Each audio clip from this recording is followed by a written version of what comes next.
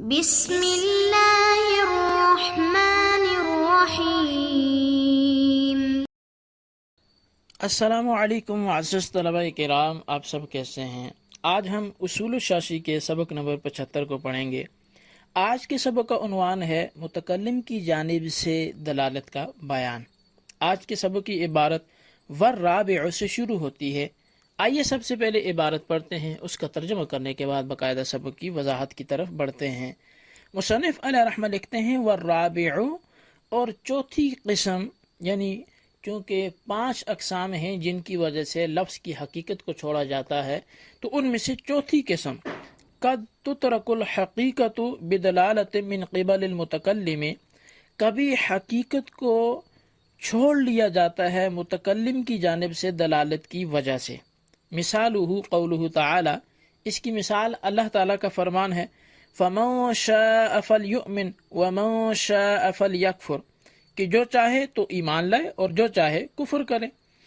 وَذَلِكَ، اور یہ اس لیے کہ لِأَنَّ اللَّهَ تَعَالَى حَكِيمٌ، کہ بے شک اللہ تعالیٰ حکمت والا ہے، حکیم ہے۔ وَالْكُفْرُ قَبِيحٌ، اور کفر قبیح ہے، برا ہے۔ وَالْحَكِيمُ لَا يَأْمُرُ بِهِ، اور حکمت والی ذات کبھی بھی قبیح چیز کا حکم نہیں دے سکتی۔ فَيُتْرَكُ دلالت اللفظ علی الامر بحکمت العامر، پس لفظ کی جو امر پر دلالت ہے اس کو چھوڑ دیا جائے گا عامر کے حکیم ہونے کی وجہ سے۔ وعلی ھذا قلنا، اور اسی بنیاد پر ہم نے کہا کہ متکلم کی جانب سے دلالت کی وجہ سے بھی حقیقت کو چھوڑ لیا جاتا ہے۔ اسی بنیاد پر ہم نے کہا اذا وکل بشراء اللحم، جب کسی شخص نے دوسرے کو وکیل کیا گوشت خریدنے کے لیے۔ فَإِنْ كَانَ مُسَافِرًا نَزَلَ عَلَى الطَّرِيقِ فَهُوَ عَلَى الْمَطْبُوخِ أَوْ عَلَى الْمَشْوِيِّ، پس اگر وکیل کرنے والا شخص مسافر ہے اور وہ رستے میں کہیں پڑاؤ ڈال دیا اس نے، تو اب اس کا گوشت منگوانا وہ گوشت مطبوخ ہوگا، یعنی گوشت پکا ہوا ہوگا، اس کا حکم گویا کہ پکے ہوئے گوشت کے بارے میں ہوگا، یا مشوی بھنے ہوئے گوشت کے بارے میں اس کا حکم ہوگا۔ وَإِنْ كَانَ صَاحِبَ مَنْزِلٍ، اور اگر یہ مقیم شخص ہو، فَهُوَ عَلَى النِّيِّ، پھر اس کا یہ گوشت منگوانا یہ کچے گوشت پر محمول ہوگا۔ وَمِنْ هَذَا النَّوْعِ يَمِينُ الْفَوْرِ، اور اسی قبیل سے یمین فور بھی ہے۔ مثالہ، اس کی مثال یہ ہے اذا قال، جب کوئی شخص یہ کہے تعالی تغدی معی، کہ ادھر آؤ میرے ساتھ ناشتہ کرو۔ فقال، تو دوسرا شخص بولا واللہ لا اتغدی، میں اللہ کی قسم تمہارے ساتھ ناشتہ نہیں کروں گا، یا میں ناشتہ نہیں کروں گا۔ ينصرف ذلك الى الغذاء المدعو الیہ، پس اس قسم کو پھیرا جائے گا اس ناشتے کی طرف کہ جس کی طرف اس کو دعوت دی گئی تھی۔ حتی لو تغدى بعد ذلك في منزله معه او مع غیره في ذلك اليوم لا يحنس، یہاں تک کہ اگر یہ اس کے بعد اسی کے گھر میں اس کے ساتھ یا کسی غیر کے ساتھ یہ اسی دن میں ناشتہ کر لیتا ہے تو یہ حانس نہیں ہوگا۔ وَكَذَا إِذَا قَامَتِ الْمَرْأَةُ تُرِيدُ الْخُرُوجَ فَقَالَ الزَّوْجُ إِنْ خَرَجْتِ فَأَنْتِ كَذَا، ایسے ہی حکم ہوگا کہ جب عورت کھڑی ہوئی باہر نکلنے کے لیے تو زوج نے کہا کہ اگر تو باہر نکلی تو تجھے طلاق ہے۔ كَانَ الْحُكْمُ مَقْصُورًا عَلَى الْحَالِ حَتَّى لَوْ خَرَجَتْ بَعْدَ ذَلِكَ لَا يَحْنَسُ، تو یہ حکم بند ہوگا اسی حالت پر، یہاں تک کہ اگر وہ عورت بعد میں باہر نکلتی ہے تو وہ حانس نہیں ہوگی۔ معزز طلبہ کرام، یہ ہمارا آج کا سبق تھا۔ آج کی سبق کی عبارت اور ترجمہ ہم نے مکمل کیا۔ اب آئیے اس سبق میں موجود وضاحت کی طرف بڑھتے ہیں۔ در حقیقت ہم نے اس سے پہلے 3 اقسام پڑھ لی ہیں کہ جن کی وجہ سے حقیقت کے معنی کو چھوڑ لیا جاتا ہے، اور یہاں سے مصنف حقیقی معنی کو ترک کرنے کا چوتھا مقام بیان کر رہے ہیں۔ چوتھا مقام یہ ہے کہ حقیقت کو متکلم کی جانب سے پائی جانے والی دلالت کی بنا پر ترک کر دیا جاتا ہے، کہ متکلم کی حالت اور اس کی شان اس بات کا قرینہ ہو کہ یہاں حقیقی معنی مراد نہیں ہے۔ مثلا کوئی استاد اپنے شاگرد کو غصے کی حالت میں یہ کہہ لے کہ تو پڑھ یا نہ پڑھ، تو اب یہ پڑھ یا نہ پڑھ میں یہاں نہ پڑھنے سے حقیقی معنی مراد نہیں ہوتا، زجر و توبیخ ہوتی ہے۔ تو متکلم کی جانب سے دلالت حال بتا رہی ہوتی ہے کہ یہ متکلم نے یہ والا حکم نہیں دیا ہے اس کو۔ قرآن مجید سے مصنف نے مثال دی، فمن شاء فلیؤمن ومن شاء فلیکفر۔ اللہ تبارک و تعالیٰ ارشاد فرماتا ہے جو چاہے ایمان لائے، جو چاہے کفر کرے۔ تو اب فلیؤمن اور فلیکفر یہ چونکہ صیغہ امر ہے، اور ایمان کا حکم تو اللہ تبارک و تعالیٰ کی ذات سے یہ متوقع ہے کہ وہ دے گا، اور اس نے دیا ہے۔ اور کفر کے بارے میں اللہ حکم دے کہ کفر کی جانب کوئی بڑھے اور اس کو طلب کیا جائے، امر چونکہ وجوب کے لیے آتا ہے، تو یہاں یہ حقیقی معنی ہم نہیں لے سکتے۔ اس کی وجہ یہ ہے کہ اللہ تعالیٰ کی ذات حکمت والی ذات ہے، حکیم کی جانب سے کبھی فعل کے ارتکاب کی طرف کبھی بھی نہیں بلایا جاتا۔ تو لہٰذا اللہ تعالیٰ قرآن مجید میں خود ارشاد فرماتا ہے ان اللہ لا یأمر بالفحشاء، اللہ تعالیٰ کبھی بھی برائی کا تمہیں حکم نہیں دیتا۔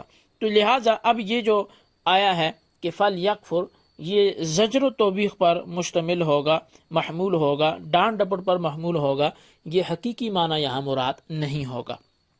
اسی طرح مصنف علیہ رحمہ نے ایک مثال دی کہ جب کسی شخص نے دوسرے کو گوشت خریدنے کے لیے وکیل بنایا، اب جس نے وکیل بنایا یہ مسافر تھا، اس نے رستے میں کہیں پڑاؤ ڈالا ہوا ہے، سٹے کیا ہوا ہے، تو اب دیکھنا یہ ہے کہ اس نے جو گوشت منگوایا ہے وہ پکا ہوا آئے گا تو یہ اس کو لے گا، یا کچے کو بھی یہ لینے کا حقدار ہوگا۔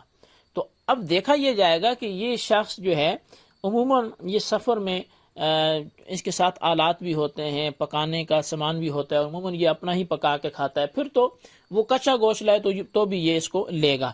لیکن اگر یہ صرف مسافر ہے اور عموماً رستے میں پکا ہی پکایا کھاتا ہے، پکانے کے آلات نہیں ہوتے، مشکل ہوتی ہے، دقت ہوتی ہے، تو پھر اگر وہ بھنا ہوا گوشت نہیں لاتا، کچا لے آتا ہے، تو یہ گویا کہ اس کی جانب سے نہیں ہوگا، اگرچہ حقیقت جو ہے وہ اس کچے گوشت میں بھی موجود ہے کہ گوشت کا اطلاق اس پر بھی ہوتا ہے، لیکن چونکہ دلالت متکلم بتا رہی ہے، متکلم کی حالت بتا رہی ہے کہ مسافری کی حالت میں یہ کچا گوشت لے کے کیا کرے گا، اس لیے وہ گوشت اس کے ہاں شمار نہیں کیا جائے گا۔ ہاں اگر یہ مقیم شخص ہے اور اب وہ کچا گوشت لے کے آتا ہے تو وہ اسی کا ہے، اس لیے کہ گھر میں عموماً جو بندہ گوشت لے کے آتا ہے وہ کچا ہی لے کے آتا ہے، پھر اس کو اپنی مرضی کے مطابق بناتا ہے۔ اور اسی قسم سے ایک تعلق ہے یمین فور کا، اور مصنف علیہ رحمہ نے من ھذا سے اس کی وضاحت کی۔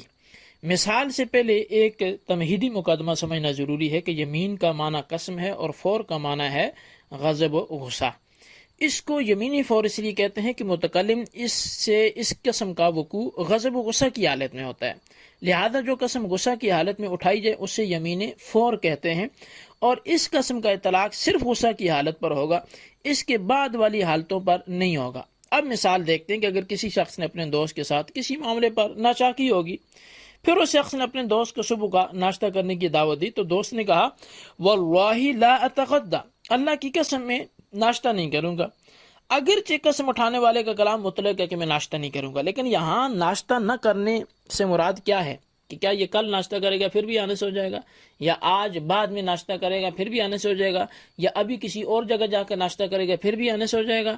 نہیں، اصل مقصد جو ہے دلالت متکلم یہ بتاتی ہے کہ اس کی جو آن بن ہوئی ہے وہ یہ سامنے والے دوست کے ساتھ ہوئی ہے جس نے اس کو دعوت پہ بلایا۔ اب اس کا وہاں اکڑ کر غصے میں یہ کہنا کہ میں ناشتہ نہیں کروں گا، اس کا مطلب ہے یہ اس کے ساتھ ناشتہ ابھی نہیں کرنا چاہ رہا۔ اگر یہ ابھی ناشتہ نہیں کرتا، بعد میں بھلے اسی کے ساتھ اسی کے گھر میں بیٹھ کے کرے یا کسی دوسرے گھر میں کرے، یہ حانس نہیں ہوگا۔ وجہ کیا ہے؟ دلالت حالت متکلم کی حالت کی دلالت بتا رہی ہے۔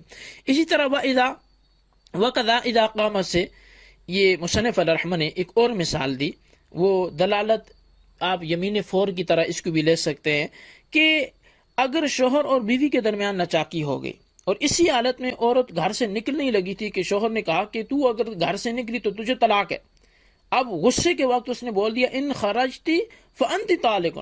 اب یہ تو کلمات عام ہیں، چاہے عورت شوہر کے غصے کی حالت میں نکلے یا بعد میں نکلے تو طلاق تو باہر صورت ہونی چاہیے، مگر چونکہ حقیقی معنی متکلم کی حالت کی دلالت کی وجہ سے متروک ہے، یعنی حقیقی معنی کہ اب بعد میں نکلے تو یہ طلاق نہیں ہوگی، کل نکلے طلاق نہیں ہوگی۔ وجہ کیا ہے کہ شوہر کی جو اس وقت کی حالت ہے وہ غضب و غصے والی ہے، اس کا مقصد یہ ہے کہ ابھی تو کھڑی ہے نا، گیٹ پہ کھڑی ہے، کہتی میں جا رہی ہوں تو دیکھ لینا، اگر ابھی باہر نکل کی نہ تو تجھے طلاق ہے۔ مطلب کیا؟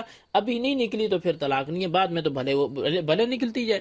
تو لہٰذا متکلم کی حالت بتلاتی ہے کہ یہ جو حقیقی معنی ہے وہ یہاں مراد نہیں ہو سکتے کہ جب جب نکلے گی تو اسے طلاق ہو، بھلے کل نکلے یا پرسوں نکلے، بلکہ فی الفور اگر نکلتی ہے تو اس کو طلاق ہوگی، بعد میں اس کو طلاق نہیں ہوگی۔